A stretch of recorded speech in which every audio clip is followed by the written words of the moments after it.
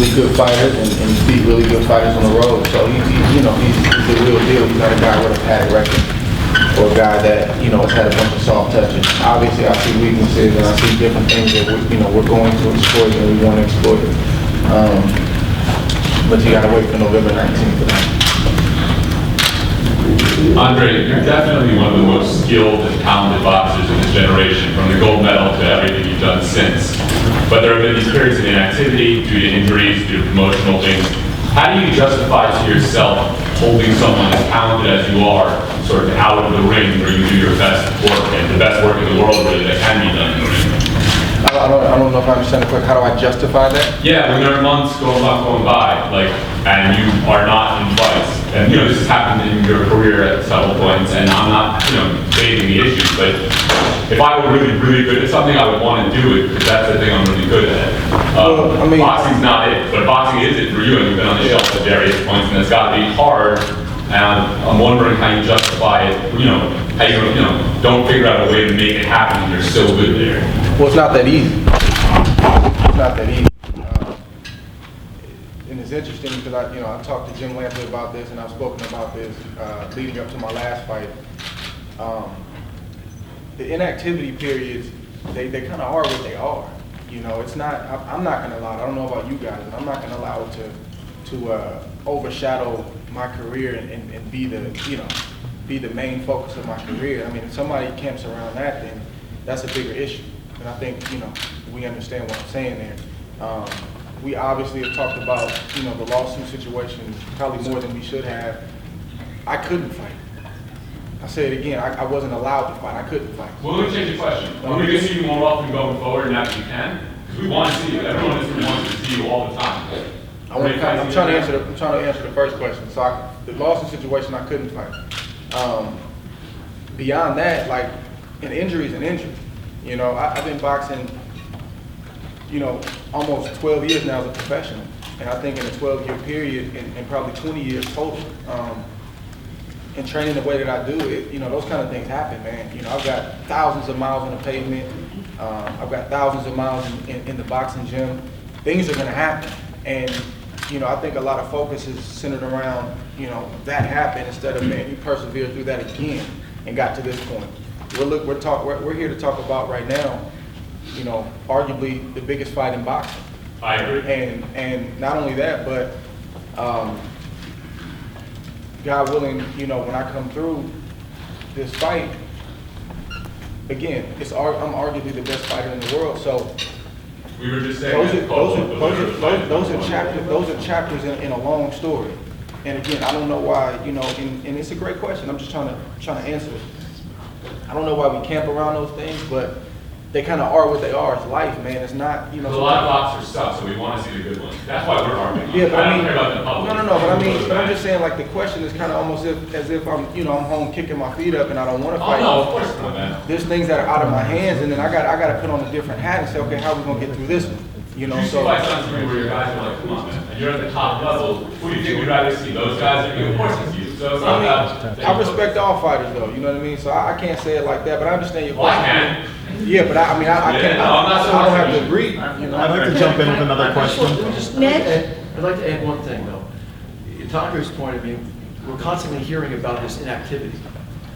When you think about November 19th, Andre will have fought 4 times in 18 months. That's an average of 4.5 months. A fight every 4.5 months, right? Yeah. Let's think about the last 18 months as opposed to what happened 2.5 years ago prior to that. He's been very active, and he's going to continue to be active. If he's going to continue to be active, then everyone's going to That's be the active. story. That's all we want, man. We just want Andre. Right, no, I understand, but that's history. But this is the reality, though. Whether you're a fan, if you're a true fan, which I've seen true fans and supporters through the good, the bad, and the ugly, they're not going anywhere. They ride with me through it all. And they're the reason I got through those periods in time, because they didn't jump off the wagon. They said, man, look, we love you, man. Get through this. We want to see you back in the ring. And really, that's what it's all about. I can't, it's not my responsibility to, make everybody happy. I'm trying to get through this thing. I'm trying to figure it out as I go. And I'm trying to do the best job that I can. But of course, I want to be in the ring. That's literally how I provide for my family. But if I'm not in the ring, it's for a reason. And nobody in this room, and no fan around the world can want me in the ring and being active more than I want to be. But you got to go through things. I wasn't the first fighter, and I won't be the last. Andre, how? Andre over here. Yeah, how you doing?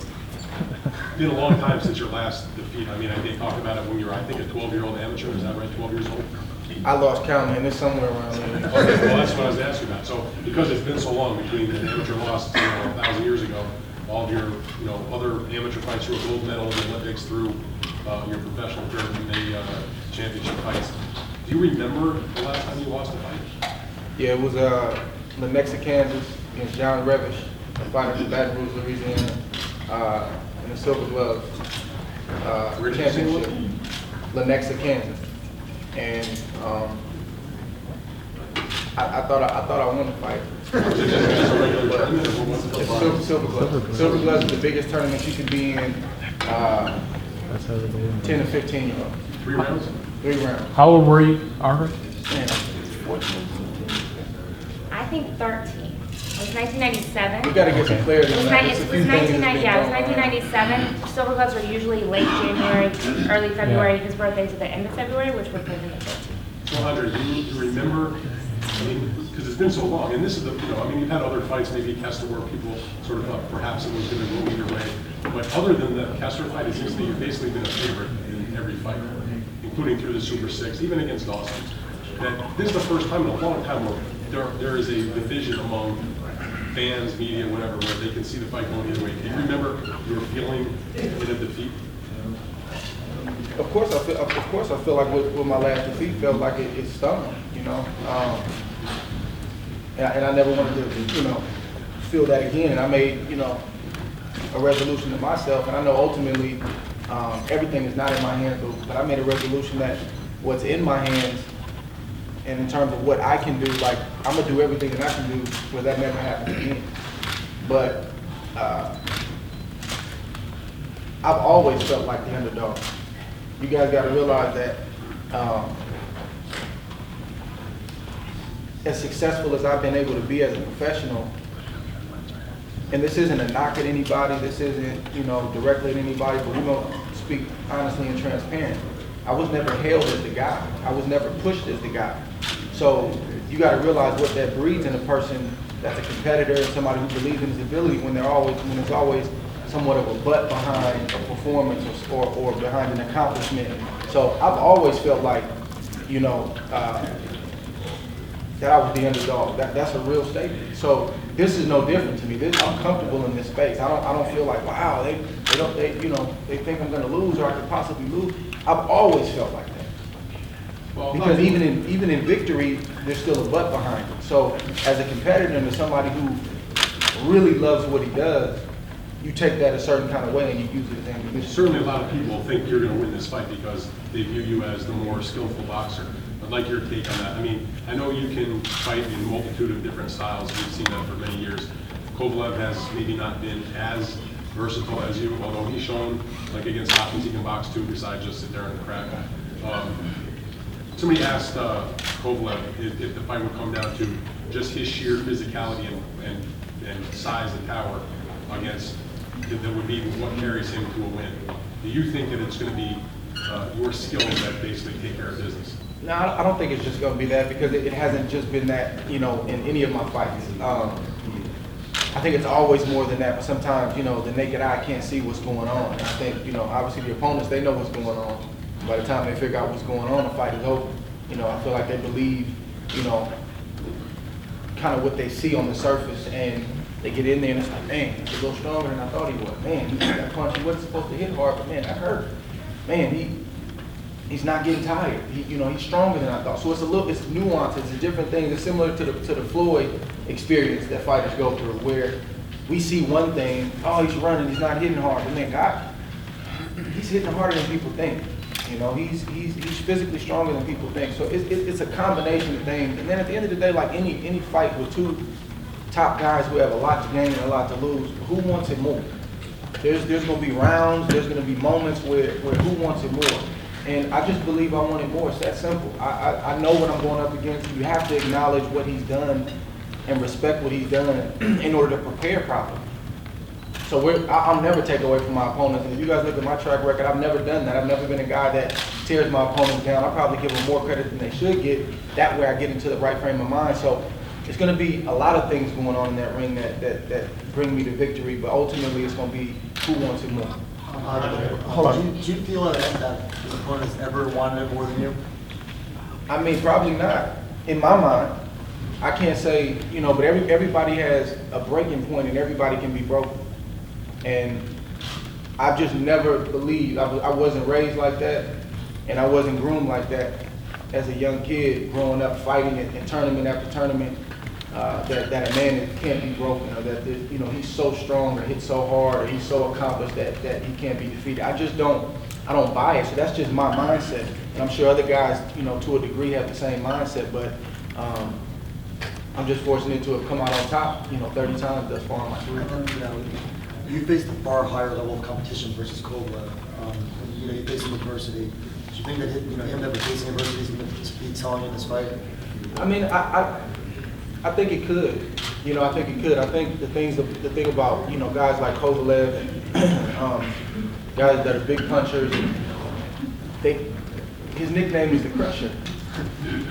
So when things get rough, what is he going to try to do? He's going to try to crush. He's not going to think about a game plan. He's not going to listen to what his coach is telling him. He's going to go back to what he knows, which is fight hard. And then that's going to make it even worse. So he's going to go back to who he is because that's all he knows. And guys with that kind of reputation, they can't fathom really anything else happening other than them knocking a guy out or my power being the determining factor. Like it's in them. They can't think of anything else. And that's why I appreciate and love my coach, because, and I never thought about it like this until he explained it. He said, I don't get enamored with what you do well, Dre. He said, I coach you, I start at your weaknesses where I see you can get beat. That's where we work. The strengths, we'll work on that. I see that, that is what it is. But he said, I coach you from where you can be beat. And a lot of coaches don't. They get enamored with the power. And you listen to his coach, that's all he's talking about. He's talking about his strengths. He's talking about his strengths. He's talking about his strengths. He's not really acknowledging us. He'll give us a token compliment, but he'll acknowledge everything Kovalev, which is fine. And that's the game plan they got to go with. But when it gets rough, that's what they're going to resort to. But then the problem is when somebody hits you back. Now what? When being the Crusher isn't working, now what? Andre, he has showed those shades of colors with Bernard Hopkins that he can box. I mean, a lot of people see you as a young version of Bernard Hopkins. He has done that with an older version of Bernard Hopkins. So what makes you so sure that he could fall in love with the Crusher character that you're talking about? I mean, he has shown the elements of boxing with Bernard Hopkins. I mean, he comes from, the Eastern Bloc system. He comes from, a good boxing background. So he's technically sound, he can box, and he can do multiple things in the ring. We're not ignorant of that, but ultimately, that's who he is. That's who he is.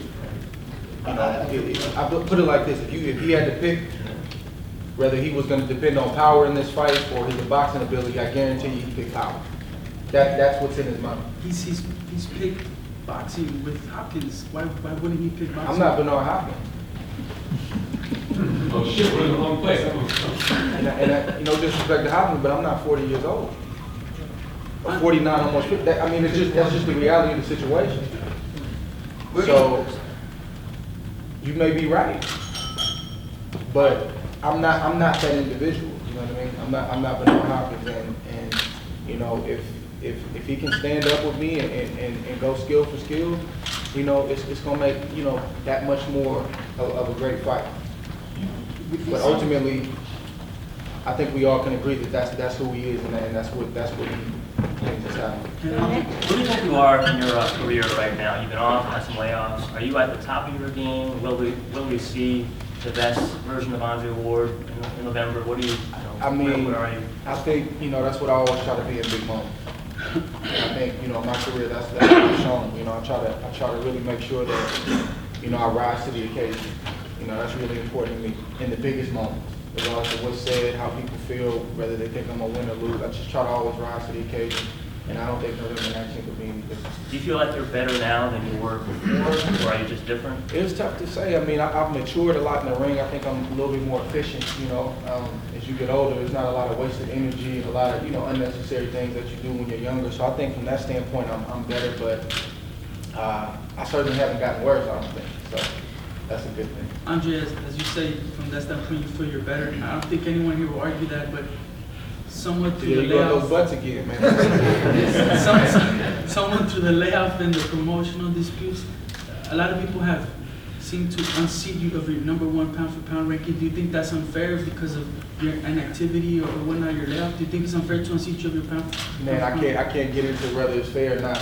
Life isn't fair, and there's certainly a lot of, things in boxing that's not fair. You gotta learn how to deal with it.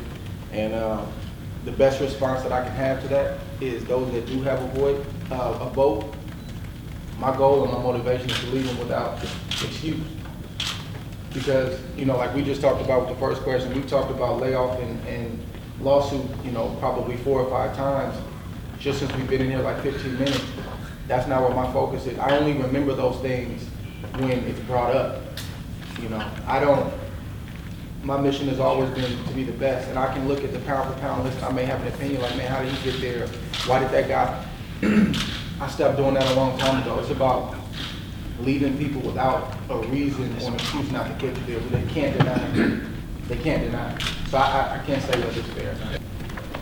I got 10 weeks to really, really dissect and look at, the small things and nuances and different things. And obviously my coach is doing his job, and we have discussions all the time about different things. And, with a big fight like this, the phone starts ringing. I sparred with him. I was in his camp, or hey man, I fought him, and this is what that stuff has been happening since the fight was announced. And so, but I know what I'm looking at. I've seen him fight, I've seen clips, I know what I'm looking at. And I'm sure I'll gain some more knowledge in training camp, as we dig a little bit deeper, but it doesn't take, 6 months to watch a guy. Like, 10 weeks is plenty of enough time to look at and see what I need to see. How do you feel differently physically and mentally now that you don't have to make 168 anymore? I mean, I'm a little happier, I get to eat a little bit more. Yeah. And it's, I heard about the metabolism slowing down and, getting harder to lose weight as you get older, but that's a real thing. It's a real thing. And it's, I can make the weight. I wasn't, killing myself per se, but it was getting tougher. It was getting harder to feel a little bit more. I felt like, certain points in fights, I'm like, man, was that the weight or was that something else? And I'm really in tune with my body, so I kind of can really notice small things. So, and then on top of that, you guys know it was hard to get other 68 pounders in the ring. Either they didn't want to fight or it was some type of, promotional thing going on. So, and I'm not going to be boxing until I'm 40 years old. So the time is now, and these are the things that great fighters do. They go up and they take on the best challenges. And I've never ducked and dodged anybody, never. I was put into a tournament like the Super 6 as a young pup, where it was sink or swim, and that could have been disastrous for my career. And I got the best fighter at 68 in the first fight, Mikhail Kessler. He was the man at that time. So I feel comfortable in this position. I feel comfortable taking on these type of challenges. Thank you. Andre, against Alexander Brand, won every round against a tricky guy too. But you were landing, it seemed like it was usually one shot at a time. Yeah. Why was there no combinations? Was that something you chose to do? And will you need combinations for both? It'll be a different fight with Kovalev. I mean, Alexander Brand wasn't who I wanted to fight. We had probably 2 or 3 other guys on the list, undefeated guys, and literally those fights just kept falling off for one reason or the next, and it fell to Brand. And I've said it before, we were 8 weeks out. We had to make a decision. He's just a very tricky guy to fight. He's 40 years old, but he's cracking. And he's the type, you saw the type of punches he was throwing, and the outside is like, oh, is Ward holding back? Is he not? It's tricky. It's a tricky fight, it's a tricky situation, and I was trying to stop him. And, but every time I would hurt him or buzz him, I felt like the bell would ring, or he'd grab and clinch. It'd be something that would stop me from following up. And, it was just a tough fight. But even before the fight, I told my team, I was like, man, a champion has to find a way to fight every type of style. And it's not always going to be the best performance in the world, but you got to find a way. It's going to be great performances, not so great performances, career best performances. Those are the ebbs and flows of a professional career, but the goal is to keep winning in the midst of that. Michael, it looked like Kathy Bugler was just kind of escorted out of here, and I know this promotion has been very tense from the beginning. Why is that going on, and is that in the best interest of what you guys are trying to do here and sell on the pay-per-view? We love Kathy. Hey, listen, you know, we're competitive too, you know, just like the fighters. You know, great fights, big fights are not easy to make, you know. There were lots of rumors that we had our issues. I mean, we didn't have any issues. It was no different than, you know, putting together the fight last November 19th with Golden Boy. But again, we're competitive, and you know, we're all friendly, and we're trying to create the best promotion we can. But at the end of the day, it's you know, Andre against her fighter. Obviously, we have to communicate, you know, to make things happen. But and we do it in a very professional way, in a very professional manner. But that's it. Andre, Why you is said there- you why won't is- be fighting until you're 40. How many more fights do you have left in you, do you feel? Because you're still young, but you're not young. There you go. I don't know, you know, I don't know. I just know that, you know, I feel like it's the backstretch of my career. That could be, you know, 5 years, that could be 4, I don't know. I feel like, you know, me and my team will know when that time comes. And obviously many great fighters have said that, and I know you guys look like, yeah, all right, we'll see you when you're 40. But I hope to not be one of those guys.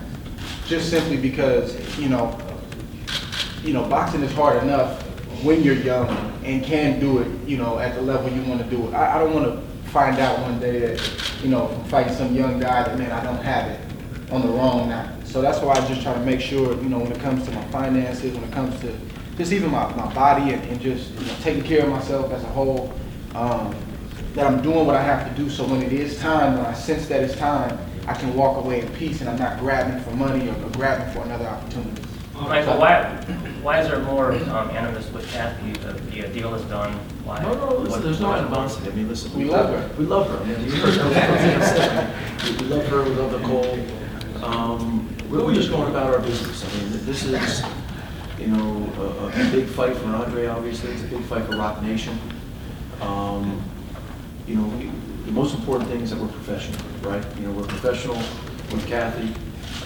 She's professional with us. You know, I think we're working fairly well together. There have not been issues. You know, a lot of you guys wrote stories about why the fight was delayed. Listen, big fights like this take time, you know, and you know, Rock Nation is a company that likes to cross its T's and dot its I's. I mean, we do things in a professional way, you know, and so it took a little bit more time. But you know, I think, you know, the delays that took place in August actually will help this promotion. You know, pushing things back, you know, a couple of weeks, you know, to get things rolling, you know, enables us to maintain that momentum as we go into training camp and through training camp. So we're cool with Kathy, we're cool with main events. I think this is going to be a great promotion, it's going to be first class, and we're excited about it. Andre? You talked about earlier, you mentioned earlier that you want to hold to a certain standard or and I asked Kovalev in my last few on the fair, but winner of this fight basically becomes the best fight in the world. And everybody's like, what does that do for you personally? Is that just like I told you so to everybody, that's justifying, you know I'm wrong? I mean, I know what I possess. You know, I know what I possess. I feel like I know where I stand in the sport. I know what I've accomplished. You know, the resume speaks for itself. You know, all you got to do is look at the opponents and look at those certain things. Not just for me, but any career. You just look. You could be 50 and 0, but just look at the resume and look who, you know, the names are on the resume. But now I would never, you know, throw it in anybody's face and say I told you so. It's just not me. You know, I'm not gonna say it's not a part of you that wants to do that, but you know, it's not the right thing to do. You know, it's not the professional thing to do. You know, people, and I've learned this throughout this 10-year career, 11-year career, is that people are entitled to their opinions. It doesn't mean that they're right. It doesn't mean that they're always wrong, but they're entitled to their opinions, and that's fine. Let's see what happens. You know, when you're young, you know, you get upset, you got these ideas and ideals that everybody's supposed to agree with you. That's not life. That's not reality. So I let people talk, I let people write, and you know, I do wish there were some apologies or some retractions sometimes when people were wrong, but again, that's life. It doesn't happen like that. So no, it'll just validate what we already know. And it goes from trying to prove people wrong to just proving the people that have been behind you and been supporting you right, confirming what they already have been supporting and pushing for. So it's just a change of mindset. Apologies from anything in particular? What, like, say it again? Apologies from anything in particular and what? Like what is specific? Like what? You said if you could ask for an apology or if they would give you an apology, exactly like what they... I'm not taking that, baby. Hey, Andre, everybody. When you look at tape of him and when you saw him in person, did you immediately know or think, you know what, I can handle this guy? Or did you sit there and think, I think every fighter feels that. Yeah. You know, but the reality is you got to go do it. You know, I think, but I also try to acknowledge in the moment, you know, a guy's strengths too. So, you know, I saw his accuracy, I saw his patience, and I saw that he could box and you know, but also, you know, you got to look at who he's fighting, and you have to look at the mistakes that they're making. And I'm, you know, seeing some things that Pascal is doing wrong. Man, why is he doing that? And he keeps doing this, and so it's a lot that goes into it, you know. And you got to go through that. That's part of the process. But at the end of the day, I think what separates good fighters from great fighters, and great fighters, special fighters, all-time great fighters, is in that moment when the lights come on. Who performs? Who performs?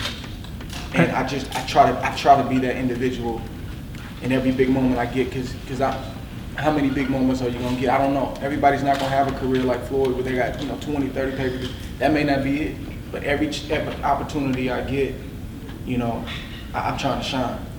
Is there any questions you have of yourself that you feel that other opponents haven't brought out of you, and you feel that maybe Sergey might be the one that finally pulls that out of you? I've been on the canvas, I've been buzzed, I've been cut. What else can happen? You know, I've tasted all of that. So, you know, Nazim Richardson, you know, he used to say that, you know, he used to say, swim but don't get wet, young man. I understand my type of style and how it can look and how sometimes it can be perceived like, oh, it's too easy, he hasn't been tested. I get tested every day in the gym, you know. When you get hit hard with a punch, you get buzzed, something like that happens. That's the flight or fight moment. And I've answered that call for 20 years. There hasn't been one time that I tapped out. There hasn't been one time that I went back and said, I don't want to do it. I don't want to go back out there. It's just not in me. So all the questions have been answered. And again, sometimes you got to continue to show what, you know, what you're made of, and then people come to the party a little late, but you know, it's good that they get there at some point. But personally, I'm secure. I know who I am as a fighter. We'll come to Lance and then back to you. Hey, Andre, I know you've not looked up the Floyd in a way, and you know, obviously I think back to his fight last year against Pacquiao, a masterpiece.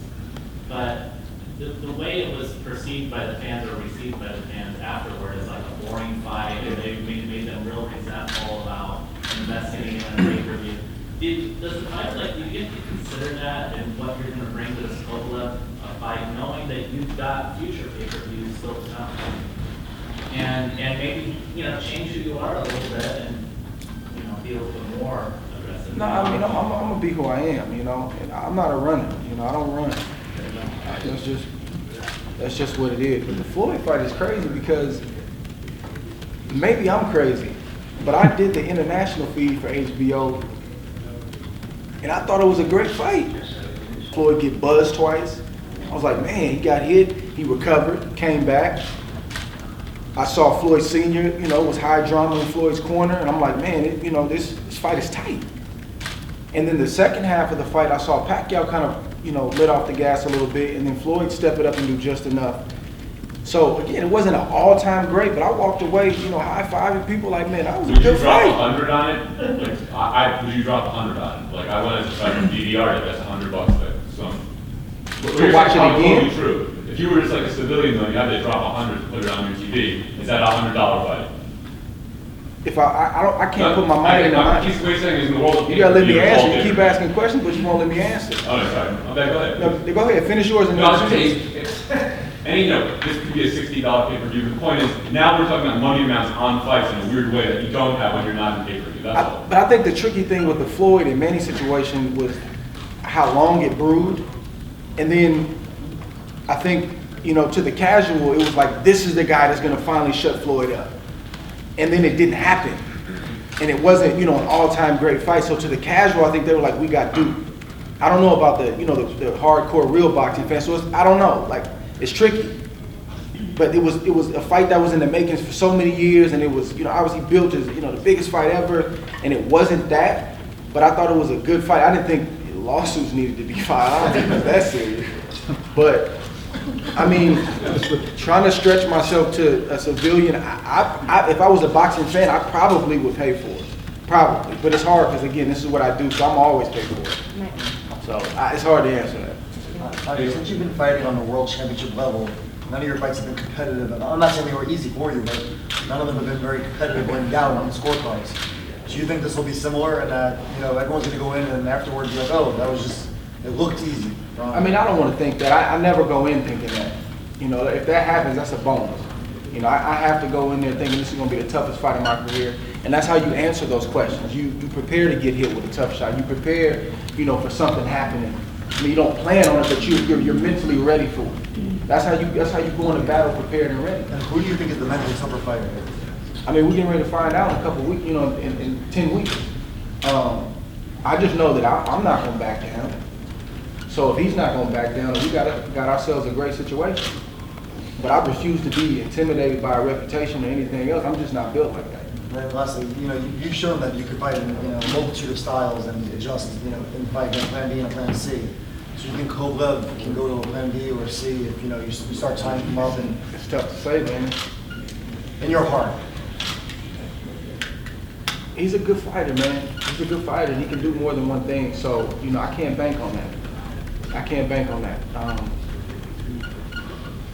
You know, I can say that he's never fought a fighter like me, but I've never fought a fighter like him. You know, and that's why this fight, I feel like it sells itself because, you know, the ingredients are there. Everything is there. You don't have to make it something that it's not. You know, in my opinion, this is a Tommy Hearn, Sugar Ray Leonard type of fight. All over again, simply because of where we are in our careers, the type of styles that we have, and everything that's on the line to lose and everything that's on the line to gain. So this is a must-see fight. You know, I know winning is, you know, paramount from everything else for you, but how important is it to you that this is also a commercial success on pay-per-view? Of course, I mean, it's a business aspect of it. I mean, you know, obviously, you know, you want to have that for many reasons. You know, you want to have that for your bottom line. You know, I want to have that for my promotional company. I want to have that for my manager. You know, I'm a fighter that anybody that's invested with me or anybody that's on my team, I want them to eat too. And of course, HBO as well. So I want it to be a success for many, many reasons. Of course, that has a lot to do. You're gonna go to Mike? Yeah, I mean, you just mentioned this a second ago, but does he remind you of any opponent from the past, or do you think it could end up looking like a specific fight from your past? I don't think it'll look like any specific fight because none of those fighters possess what he possesses. I mean, you can reach to a crowd. You know, you can say maybe a Kessler in some respect, but those guys didn't have. I don't want to say they weren't the quality of fighters because those guys were champions and they deserve that kind of respect, but they were different fighters. So I can't put my hat on one person, but there are some similarities with maybe those two guys. You mentioned Sugar Ray and Tommy. You're a boxing historian, Andre. Does this fight, if you win this fight, does this put you at that all-time great level in your opinion? I don't know about all-time great. I just know that, you know, it's tough, man. It's a tough situation for me because I'm hesitant to rate myself, even privately. Like, and that's why, you know, I say things like, I want to be great. People say, you're already great. I'm like, man, I'm not there yet. You know, I wear those things on the back of my t-shirts, my training shirts when I go to the gym because it's just, you know, when I reach a certain barometer, you know, I push it further. And then I push it further. And then hopefully one day I can look back and say, man, you had a pretty good career, man. because I don't have a vote in the matter. You know, it's the fans, it's the media that you know, ultimately will rate you. And I'm aware of what I've accomplished, and I feel like I got a good sense of where I stand in history.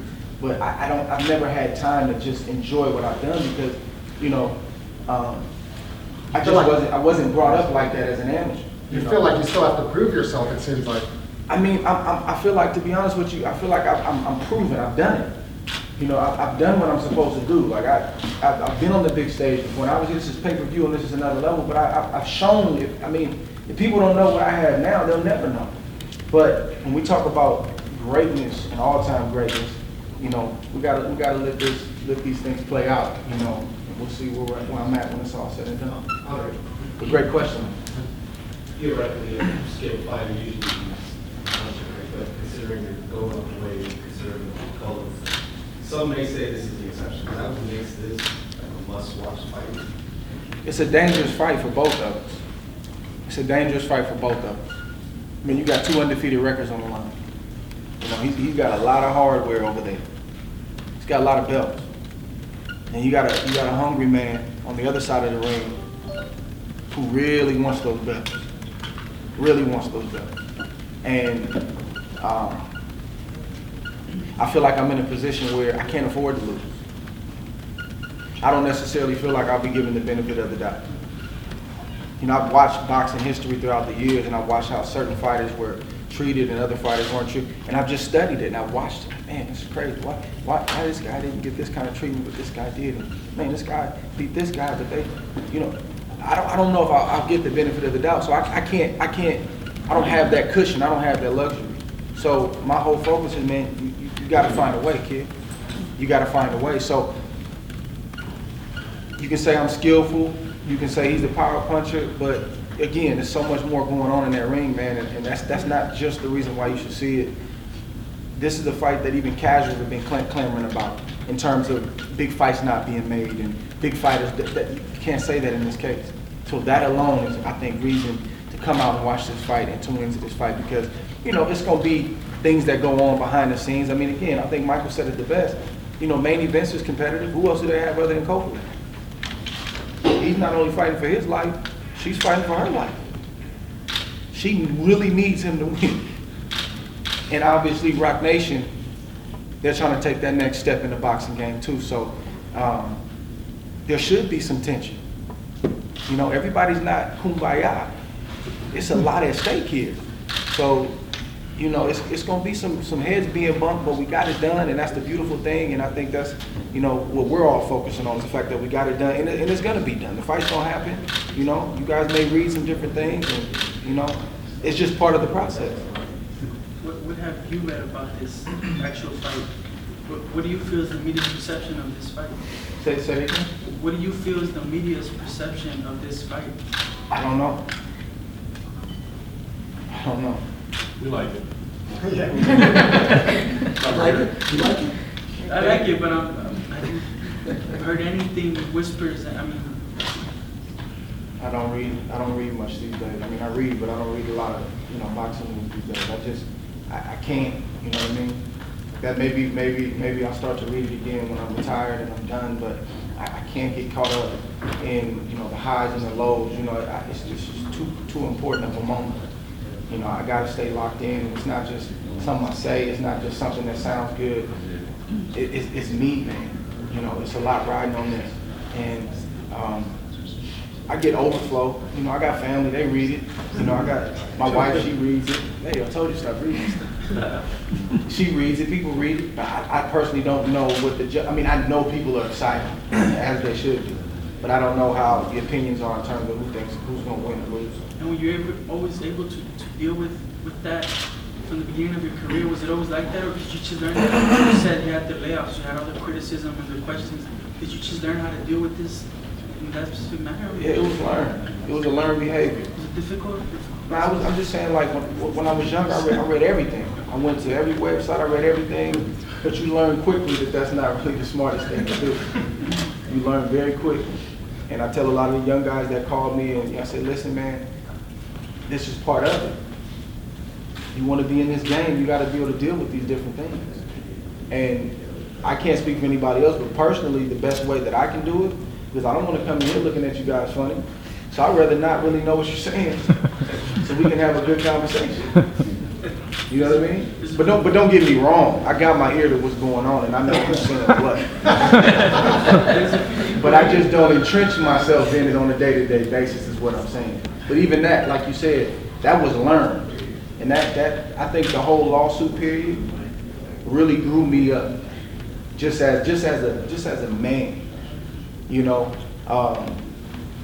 That's the best thing that happened to your career, maybe? I wouldn't say that. Not that, but in the sense of your growth and your maturity, your ability to be able to handle these. I put it like this: I think it was necessary.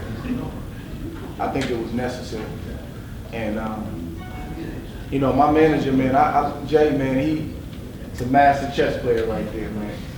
He's a master chess player in life.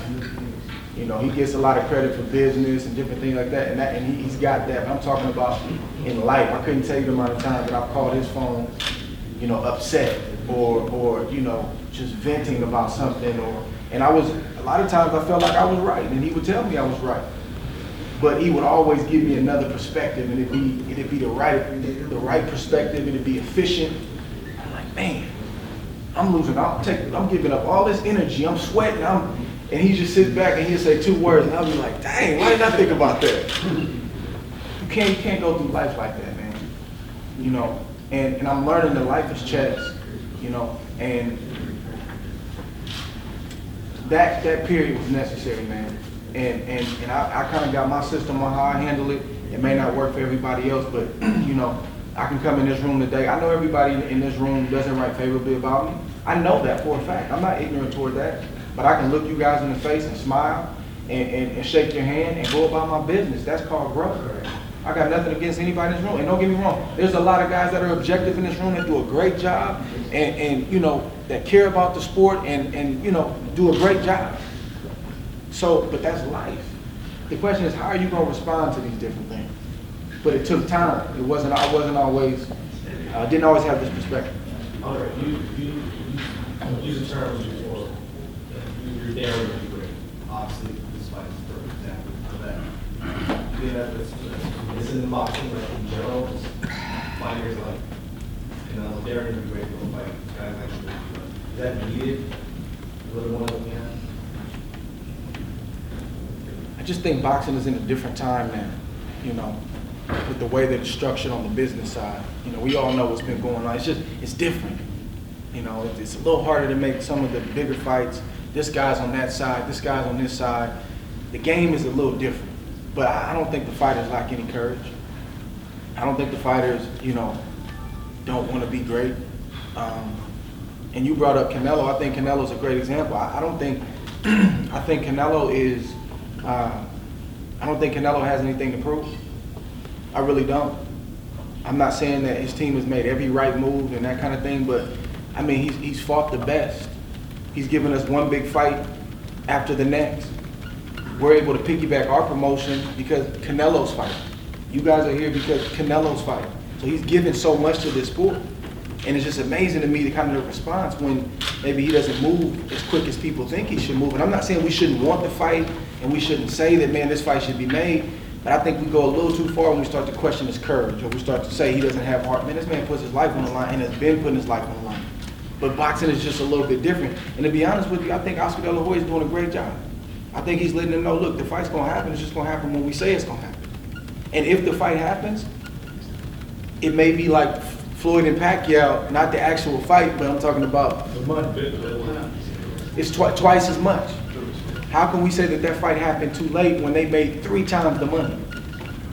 So I think it's just, you know, sometimes we as boxing fans, you know, got to show a little bit more patience.